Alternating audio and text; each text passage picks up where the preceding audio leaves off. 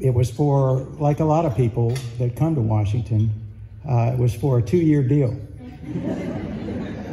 I was going to learn everything I could learn about pediatric surgery at Children's National and then move home to North Carolina.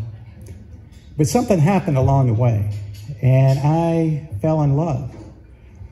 First, I fell in love with the hospital and the family and the 151-year tradition of serving children, no matter what their needs were in our nation's capital. Then I fell in love with Washington, D.C., and what a wonderful city. And just, it felt like family. I felt like I was at home. And then probably most importantly, I fell in love with my wife. And she's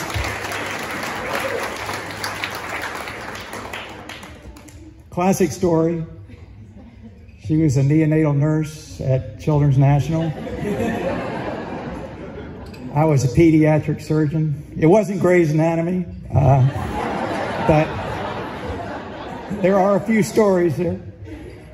But we decided to make our life here in Washington. What could be better? And I set about having a career in pediatric surgery. And what a wonderful place to have a practice and take care of kids. And I have a great team here that's helped, these tables over here that have helped build Children's National for what it is today, doctors, nurses, frontline staff. And you saw the importance of that kind of a team and that kind of a resource during this last, all of the challenges of the pandemic.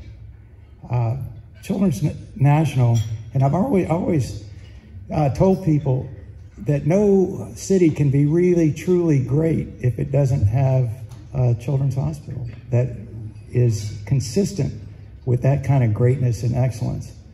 And I'm proud that we have that today, that we, no matter who our kids are or where they're from or what their needs are, whether it's Ward 7 and 8, or whether it's the most intense heart transplants or cancer, we have that now for Children's National.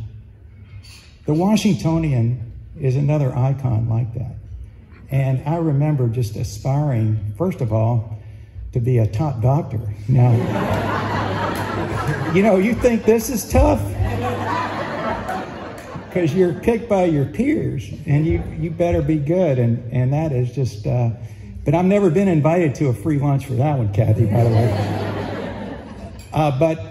And then I got to know so many people that worked at the Washingtonian, and it's just been a wonderful relationship. But I have to tell you a little story, is that when I became CEO, and it was such an unlikely choice, it wasn't in my career path. I was loving being chief of surgery. We were doing great stuff.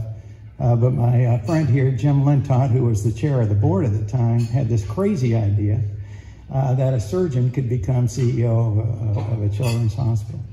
So I was named, this was 11 years ago, and I was starting to get my feet on the ground, learning a few things and this, that, and the other. And somebody said, you know, you better pay attention to social media. And I said, what do you mean? She said, well, there's this woman that she's the editor, publisher. She's something big at the Washingtonian. But she's on, you know, tweeting. I wasn't sure what that was at the time. But she's tweeting and she's very, very angry. And I said, okay, what's she angry about? And she said she's angry because there's this other hospital, and I won't name it, but it's in Memphis, Tennessee, and works on cancer. And they are advertising a lot here in our own market, and we have the best children's hospital, and our kids and families should go there. So I said, okay, I'm going to call her up. And that was the beginning of my friendship with Kathy Williams, and there's nobody that's a stronger and more staunch advocate for doing the right thing for children than Kathy Williams.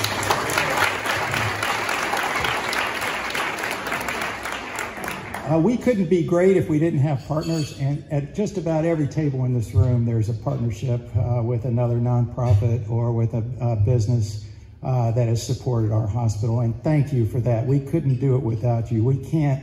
We're not a profitable thing. Kids are not profitable, but boy, where do you need to make your investment, right? And that is the that is the linchpin of our success, is the community here in Washington, D.C., the leaders that pull together, the institutions that pull together and really accomplish great things. And so I'm just thrilled and honored and humbled to have been given the opportunity to lead an organization like Children's. Now, it was mentioned, I am in the process of retiring, or evolving, as Serena Williams would say. But I'm leaving this just great organization in terrific hands. Tony Bush, one of our board members, is here. Thank you, Tony, for your support. Children's is going to just continue on this great trajectory of excellence and leadership. I'm not going anywhere. I'm going to be cheering, helping, doing whatever I can to make sure that it continues its success. But I know the people in this room will have those kids in mind, those families that have nowhere else to turn. Thank you so much.